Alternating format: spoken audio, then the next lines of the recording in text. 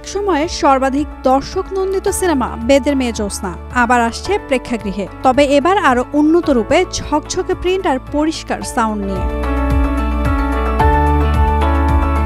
বলিউডে পুরনো hit cinema পুনরায় মুক্তি দেওয়ার ট্রেন্ড ইতিমধ্যে জনপ্রিয়, সেই ঢেউ এসে এবার লেগেছে টালিউডেও। শ্বশুরবাড়ি জিন্দাবাদ রি-রিলিজের পর এবার নতুন করে মুক্তি পেতে যাচ্ছে ৯০ দশকের ব্লকবাস্টার বেদের মেয়ে জ্যোৎস্না। ১৯৮৯ সালে বাংলাদেশের প্রেক্ষাগৃহে মুক্তি পায় মূল বেদের মেয়ে জ্যোৎস্না। পরিচালনায় ছিলেন তোজাম্মেল হক বকুল, অঞ্জু ঘোষ ও ইলিয়াস কাঞ্চনের অভিনয়ে ছবিটি হয়ে ওঠে সর্বকালের অন্যতম ব্যবসা সফল ছবি। পরে ১৯৯১ সালে কলকাতায় রিমেক করেন মতিউর রহমান পানু, সেখানেও অঞ্জু ঘোষ ছিলেন, আর নায়ক ছিলেন চিরঞ্জিত। ভারতীয় সংবাদ মাধ্যম এই সময়কে চিরঞ্জিত বলেন, প্রযোজকের সঙ্গে আলোচনায় সিনেমাটির রেস্টোরেশন কাজ ইতোমধ্যে শুরু হয়েছে। উন্নত ডিজিটাল প্রিন্ট আর নতুন সাউন্ডে সিনেমাটি মুক্তি পাবে শীঘ্রই।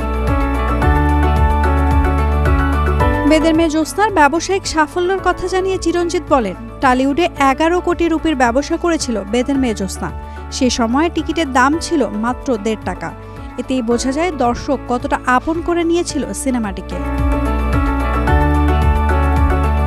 ২০২৪ সালে সত্যজিৎ রায়ের নায়ক এবং মহানগর নতুন করে মুক্তি পেয়ে দারুণ সাড়া পেয়েছে।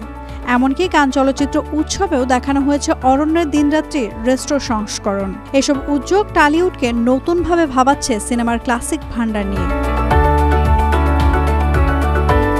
প্রজন্ম বদলালেও কিছু গল্প কখনো পুরনো হয় না, বেদের মেয়ে জ্যোৎস্না তার প্রমাণ। নাওমি নাসরিন, ডেইলি সান।